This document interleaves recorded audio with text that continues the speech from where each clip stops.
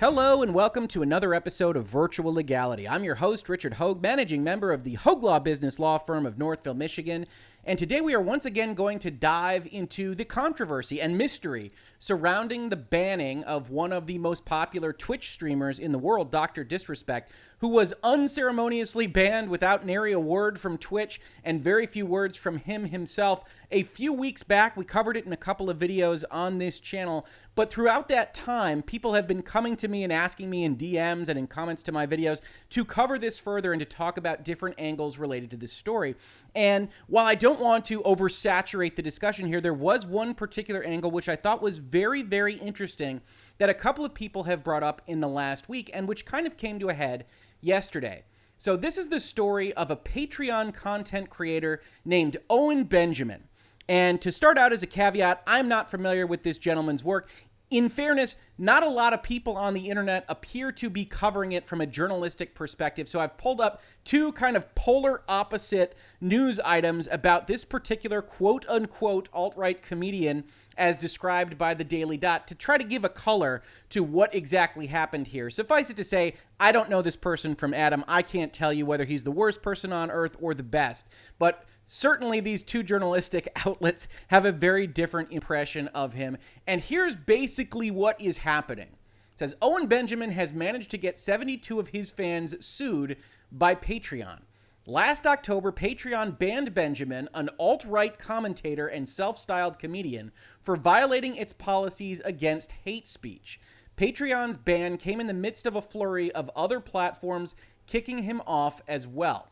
According to court documents, Benjamin subsequently filed a $2.2 million claim against Patreon for banning him. Now, there are different reports as to what this claim is, but it appears to be some kind of tortious interference claim, a claim that Patreon interfered with the contractual or otherwise commercial relationship between Benjamin and his supporters on Patreon. Now, I, in general, think that that argument is likely a long-term loser, but it doesn't necessarily matter for what we are talking about today.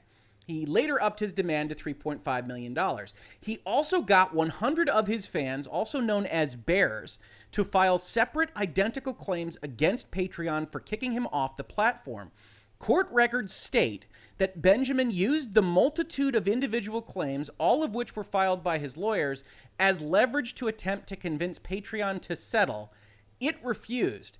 Now Patreon is suing 72 of his fans.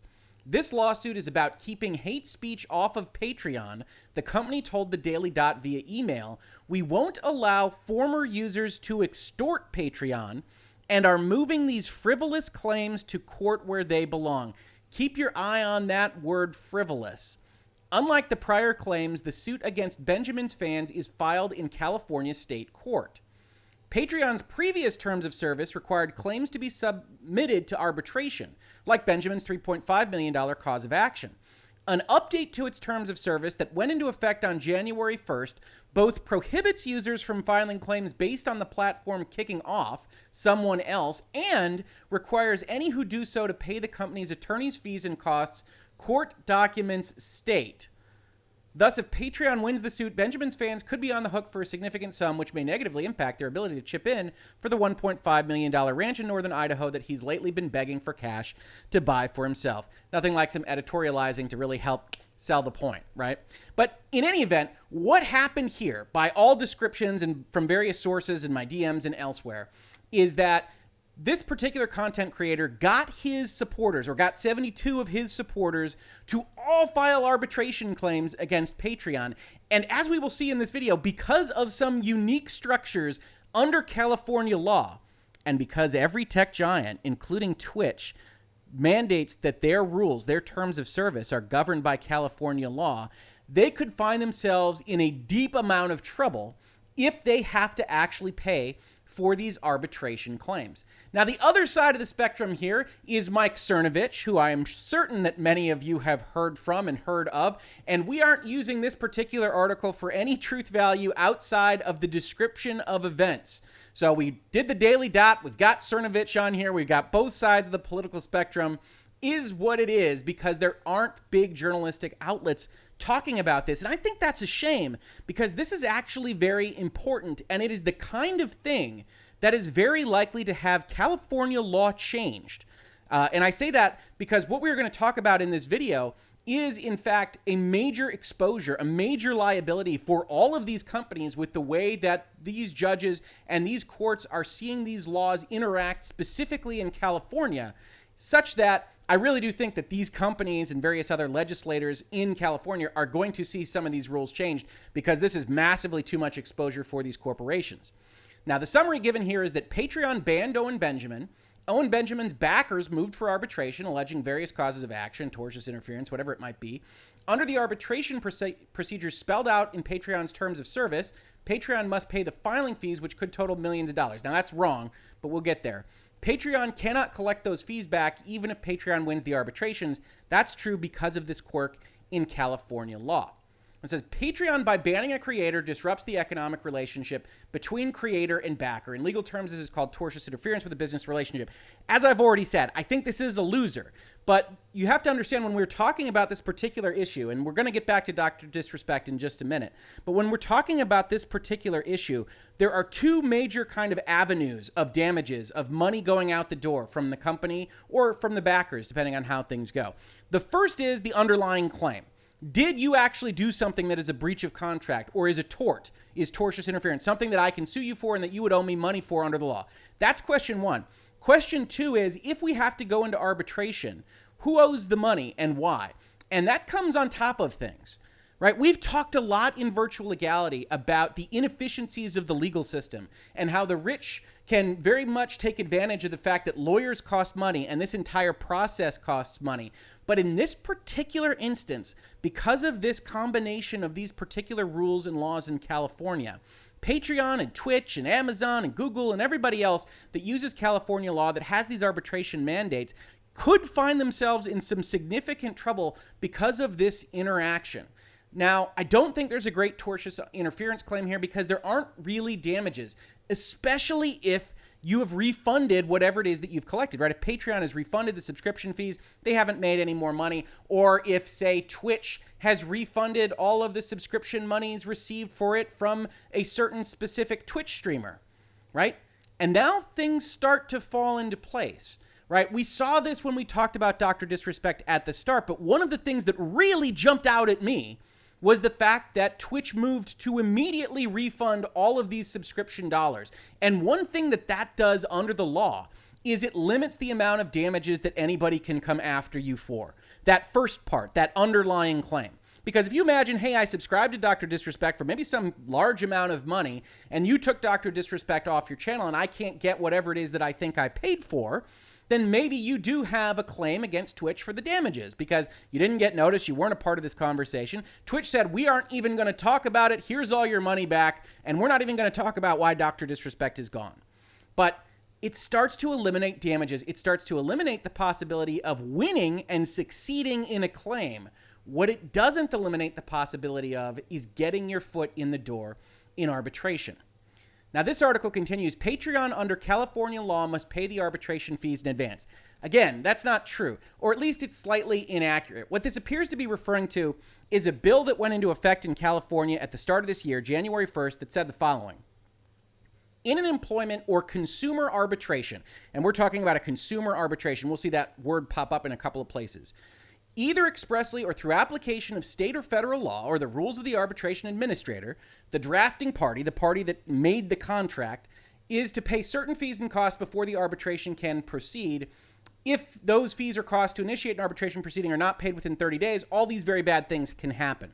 So this bill tries to get out and say, one of the things we as the California legislature saw was happening is that employers were essentially not paying their bills on time, and the arbitration was closing, and the employees that should otherwise get the right to arbitrate claims against the employer weren't even getting to go through that process because the employer was just saying, oh, well, we were supposed to pay the fees and we forgot to pay the bill. Oh, well. And so California stepped in and said, no, if you do that, you've got all these very bad things that could happen to you, including penalties and including the fact that the arbitrator himself or herself can actually use that fact against you. So that appears to be what Mr. Cernovich is talking about here, but it's not complete. It's only those fees that go into the process before you would otherwise need to start the arbitration. And if we go and we look at the JAMS rules here, one of the things that we see is that JAMS requires that the parties deposit the fees and expenses for the arbitration from time to time during the course of the proceedings. So there's nothing really in the California rule that I read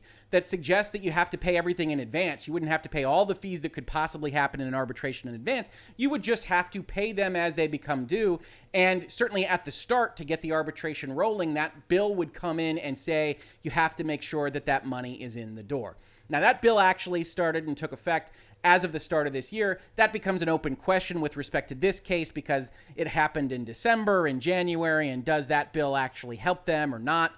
It's an open question. Again, we aren't so concerned with the specifics here as much as we're concerned with how all these rules work together. This article continues by saying the fees can be upward of $10,000 per case. In fact, from everything that I could read, they can be much, much worse. One law firm says the following: be careful what you wish for, because there is always the possibility that you could be hit with hundreds of thousands of individual arbitrations, and you will have to pay for each of them. They must pay the administrative fees, which typically are about $2,000 per case, and they must also pay the fees of the arbitrator, who is often a retired judge. From experience, the arbitrator's fees alone for a single case are typically about $60,000, at least in California. And that's as of February 13th, 2020. So pretty recent. $60,000 per case in fees for arbitration. Now, I think if you've got a more frivolous case, like some of these might be, that number is going to come down some, but it's still going to be a significant amount of money.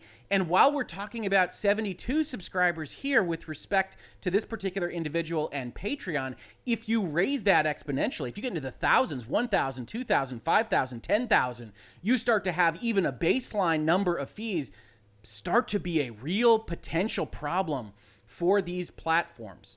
Now, giving the story a little bit more color, he says in early December, numerous defendants told Patreon that they intended to move for individual arbitration.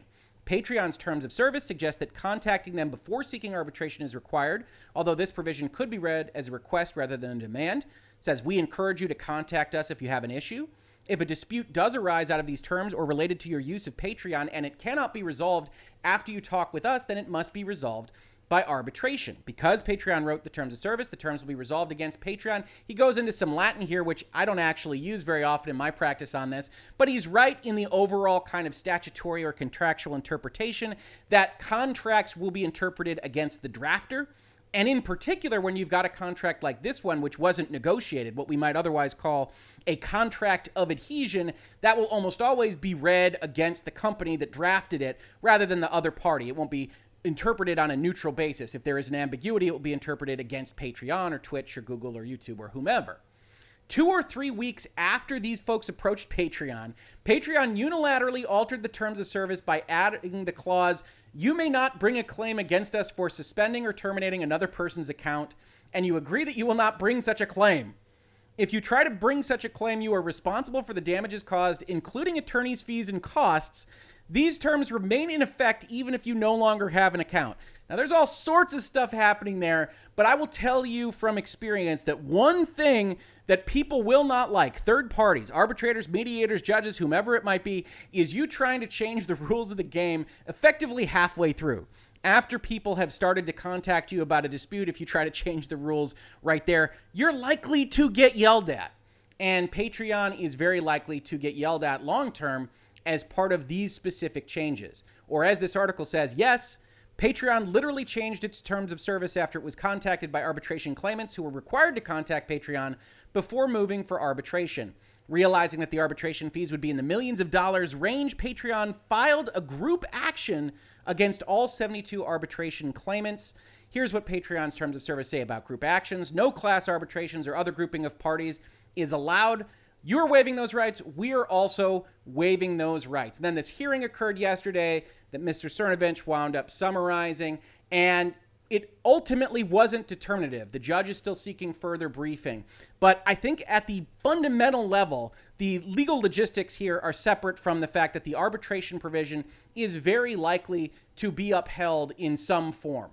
Right? And that comes from the fact that the federal rule is to very much favor the existence of arbitration provisions. And this is something that I've given quotes to in various gaming publications and elsewhere when we were talking about things like Riot Games, that journalists and other folks that are asking me these questions don't really like, and they don't like that this exists. But it is something that could potentially help the Patreon backers or the Twitch subscribers, the consumers in this particular context.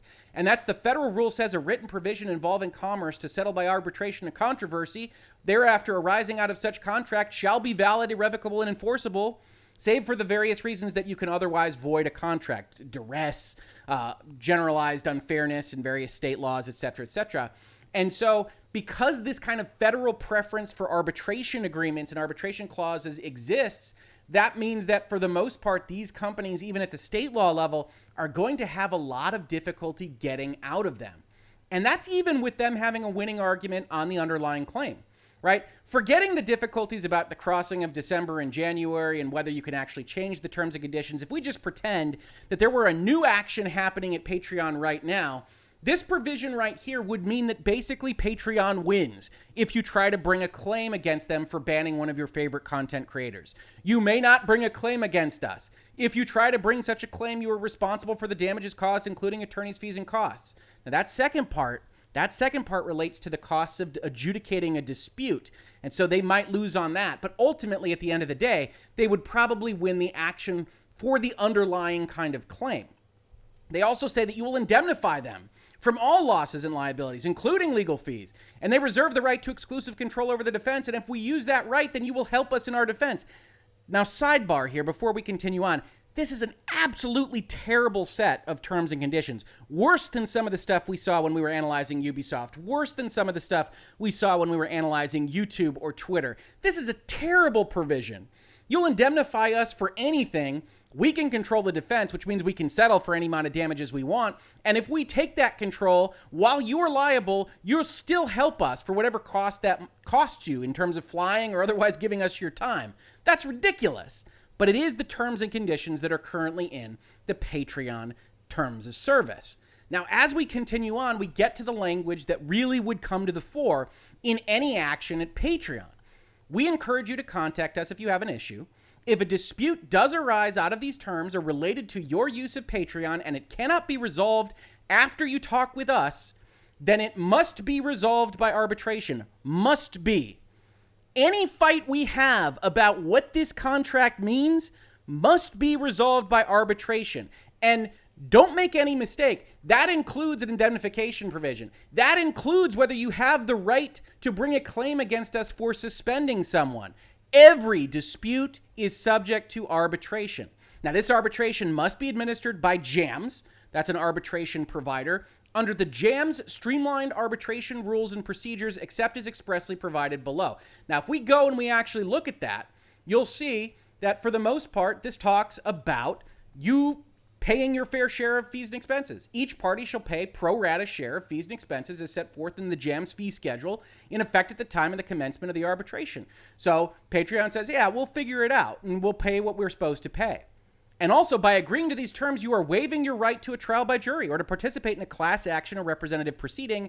We are also waiving these rights. Put aside everything else from this particular case and think about any kind of action that you might see about a future content creator, maybe Dr. Disrespect, maybe somebody else that a banning or suspension is happening to. They have agreed to waive the ability to have a class action. So even if they somehow get you into court and they can't use arbitration, it doesn't mean that they have the right to go seek a class action by their own words on the page. Continuing on, they really burn themselves. Not that they had a choice, because this is how JAMS operates and how really every other arbitration source arbitrates. For creators and patrons who are consumers, we also follow the JAMS policy on consumer arbitrations pursuant to pre-dispute clauses, minimum standards of procedural fairness for consumer arbitrations done under these terms. Clear as glass, right? Totally obvious what that says. But what it really says is this. For matters involving consumers, the consumer is only required to pay $250. Or as it says here, with respect to the cost of the arbitration, when a consumer initiates arbitration against the company, the only fee required to be paid by the consumer is $250, which is approximately equivalent to current court filing fees.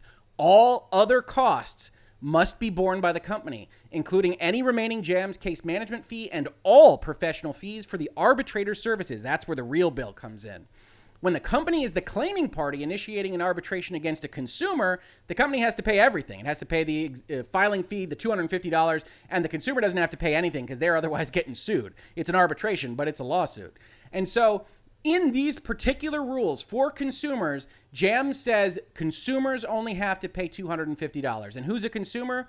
A consumer is an individual who seeks or acquires goods or services primarily for personal, family, or household purposes. It's a Patreon backer, right? It's a Twitch subscriber. It's somebody that comes in, clicks through the terms of service and gives $5 to their favorite subscriber, gives $5 to their favorite streamer or content creator on Patreon, whatever it might be. Those folks are consumers, and this says that they only owe this much money. Now, Patreon might go back and say, hey, look, at the end of the day, that's okay because you're still going to lose on the underlying cause of action and you're still going to owe us for indemnification. Here we say anything that you do that could potentially cause us damages, you will owe us for. Losses, liability, including legal fees. So, hey, at Patreon, we're fine. But they're not fine. At least they're not fine in California. Now, you can see another bit of language here that I think they probably added in respect of this particular case. I didn't see it referenced in the articles I was talking about, but you can see how they tried to get around this whole problem. This clause does not limit either party's ability to file an action in a court with jurisdiction to seek injunctive or other equitable relief for disputes, meaning an arbitrator can hand out money, but an arbitrator can't often or easily tell somebody to do something and enforce it. An arbitrator doesn't have the power of law enforcement authority. It doesn't have a sheriff it can send. It doesn't have those kinds of powers. So basically, you can arbitrate money actions, but you can't really arbitrate injunctions or equitable relief, forcing somebody to do something or to stop doing something. But they continue with this language to say, we can also go to court to enforce this dispute resolution clause, including your agreement not to assert claims related to the suspension or termination of another person's account, which is exactly what we're talking about here, right? Except for you eagle-eyed, thinking like a lawyer viewers or listeners to Virtual Legality, you can see that the subclause here doesn't match the first clause. We can go to court to seek to enforce this dispute resolution clause. That's fine. But your clause says a dispute must be resolved by arbitration. What you are actually reserving the power to do here is to say, hey, if you tried to sue us in court, we can kick you to arbitration. We can enforce this clause. That has absolutely nothing to do with your agreement not to assert claims related to suspension or termination. If I'm asserting a claim, all disputes must be resolved by arbitration. Done deal. The words are very, very clear. So this is attempting a trick, really, to get out of arbitration, and I think it will largely prove to be unsuccessful. But all of that is just the background. Right? All of that is just the background because where the rubber really hits the road here is in California specifically. If we go back and we look at this particular section of the JAMS rules, you'll see in California, the arbitration provision may not require the consumer to pay the fees and costs incurred by the opposing party if the consumer does not prevail. In California. And what does that do? That winds up putting this whole section in a complete state of ambiguity and disrepair. You'll indemnify us for things like legal fees, except JAM says that in California, no, you won't. We can't even arbitrate an agreement that has this particular provision. And why can't they? It's because of the California code. No neutral arbitrator or private arbitration company shall administer a consumer arbitration under any agreement or rule requiring that a consumer who is a party to the arbitration pay the fees and costs incurred by an opposing party if the consumer does not prevail. In other words, California has gone out there and said, arbitrators, you are not allowed to perform services on the basis of a consumer being required to pay the costs of the opposing party. Which means, in an action like this, you can bring any claim you want in California. And I'm always interested in checking out California laws because California laws and statutes and legislation in general are where very interesting things happen and sometimes very bad things happen. You might recall, if you've been in Virtual Legality for a while, we did a video on AB5 and how it was really going to be a problem for the video game community and for a whole host of independent contractors, which unfortunately has proven prescient and has been in fact the case and is happening right now in California with major, major problems across the entire independent contractor spectrum in that state. But in this particular case, it creates an absolute incentive to bring frivolous claims under all of these contracts. And that's not something I can suggest. I can't give legal advice to anybody watching this because I'm not your representative. You're not my client. But certainly anybody that looks at this and says, I have even a whisper of a chance of winning a potential action, or if you are a content creator that has something happen to you from one of these tech giants and you happen to have 10,000, 50,000, 100,000 subscribers and say, hey guys, go file some arbitration. I'll cover you with my counsel so we can make some news out of it. We can make Twitch hurt or YouTube hurt or Patreon hurt or Google hurt or whatever it might be. You look at the combination of these things and you say, okay, even if I have a losing argument, I have to pay $250. They have to pay all expenses, and they can't go back after their own costs. They can't go get that $60,000 or $50,000 or $40,000 or whatever it might be, depending on the level of frivolousness of my claim. And that in combination is absolutely crazy. In the thumbnail, I called this the secret of frivolous arbitration because in the normal court system, you have all sorts of sanctions and penalties and really more than slaps on the wrist, actual hurt penalties that can really cripple law firms and lawyers for bringing frivolous actions if they just go and they gum up the works for a court system. But here, California has essentially incentivized it in the world of arbitration. In fact, Jams says, oh my gosh, if you're worried about frivolous claims, a prevailing party clause such as the following tends to discourage those and counterclaims and defenses, as well as scorched earth discovery. Discovery that just goes on and on and on and on and on, looking for some kind of thing that could be leaked out or could otherwise hurt you. And they say, hey, add this language. In an arbitration arising out of a related disagreement, the arbitrator shall award to the prevailing party, if any, the costs and attorney's fees reasonably incurred by the prevailing party in connection with the arbitration. Sure, you get your costs, you get your attorney's fees back. And maybe Patreon can claim some kind of damages for actually having to go through all these arbitrations, but it's going to be very, very difficult, especially in the face of a rule like this in California. Which brings us back to Dr. Disrespect, right? We've looked at a lot of Patreon stuff. We've looked at this very unique kind of court case and this court setup. We've looked at what is happening as these rules kind of intersect. And then we go and we look at Twitch. And we see that Twitch has a very, very similar provision in respect of their dispute resolution process. You and Twitch agree to arbitrate any dispute arising from these terms of service. You and Twitch agree that you will notify each other in writing of any dispute within 30 days of when it arises. Notice to Twitch shall be sent to their address. You and Twitch further agree to attempt informal resolution prior to any demand for arbitration, that any arbitration will occur in Santa Clara County, California, that arbitration will be conducted confidentially by a single arbitrator in accordance with the rules of JAMS, and that the state or federal courts in Santa Clara County have exclusive jurisdiction over any appeals of the arbitration award. So just like Patreon, you have in Twitch the exact same setup. JAMS arbitration, whether the dispute is heard in arbitration or in court, you and Twitch will not commence against the other a class action, class arbitration, or other representative action or proceeding, and the dispute between the parties will be governed by this agreement and the laws of the state of California. So in that spectrum, at Twitch, whether you're talking about Dr. Disrespect or basically anything else, any other thing that you could possibly be upset with Twitch about, or with YouTube, or with Facebook, or Apple, or anyone else that lives in California and very likely has terms and conditions similar to this one, mandatory arbitration, JAMS proceedings, or AAA proceedings. There are other arbitrators that have very similar rules on cost allocations.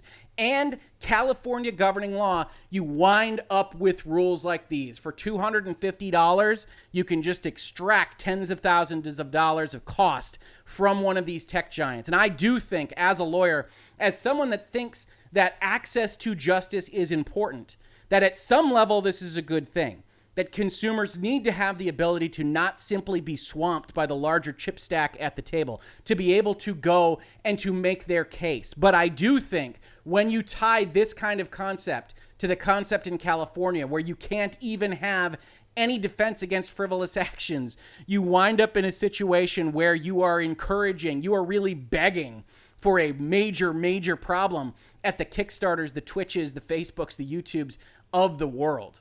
Now, certainly there are other folks that have made this point, that have made the point that arbitration in some respects is employers and companies, especially in California, shooting themselves in their own feet. This comes from a case that was against DoorDash, in which this judge said, hey, DoorDash, you can't now ask for a court to judge by class action these 5,000 claims from your independent contractor / employees. That was the claim they were bringing, is that they were misclassified. You have to arbitrate because that is what you put in your provision. And this judge concludes with the following. For decades, the employer sidebar and their employer clients have forced arbitration clauses upon workers, thus taking away their right to go to court, and forced class action waivers upon them too, thus taking away their ability to join collectively to vindicate common rights. The employer sidebar has succeeded in the United States Supreme Court to sustain such provisions. As we talked about, the Federal Arbitration Act has been interpreted again and again by the Supreme Court to basically mandate that arbitration clauses are to be deemed valid unless there's some really, really significant problems. The irony in this case is that the workers wish to enforce the very provisions forced upon them by seeking, even if by the thousands, individual arbitrations, the remnant of the procedural rights left to them. The employer here, DoorDash, faced with having to actually honor its side of the bargain, now blanches at the cost of the filing fees it agreed to pay in the arbitration clause. No doubt, DoorDash never expected that so many would actually seek arbitration. Instead, in irony upon irony, DoorDash now wishes to resort to a class-wide lawsuit, the very device it denied to the workers to avoid its duty to arbitrate. This hypocrisy will not be blessed, at least by this order. Now, that's fair enough. As we said, there's good reason to believe that consumers and employees and various other folks have not been able to get the access to justice that they deserve. I'm very much in favor of increasing that access. But I do think that in all probability, California law like this one is going to have to be reviewed. Because especially in combination with Bill 707 and all of this coming together in California, you are very likely to see, especially with things that are effectively crowdfunded, you know, your Kickstarters and your Facebooks and your Twitches and your YouTube gamings and everything else that has one person with a ton of subscribers. Heck, even here at the Hoeg Law YouTube channel, we now have more than 17,000 subscribers, which is very exciting. But that's a lot of people. If you said, hey, 17,000 people go file an arbitration claim against YouTube, that's a lot of money. And so I do think that this is going to have to be reviewed because I don't feel that the balance is quite right here. But for now, when we are talking about things like Dr. Disrespect, when we are talking about things like Twitch bans that don't get an explanation, that some people might be feeling burned them, and people are coming into my DMs and saying, hey, what about this Patreon lawsuit and this arbitration claim and these costs? I look at this and say, if you are interested in pursuing something like this, absolutely go seek out counsel. Because my best view of what is happening here is that California has blown the door wide open for making life very, very difficult for the corporations organized or otherwise operating in their state.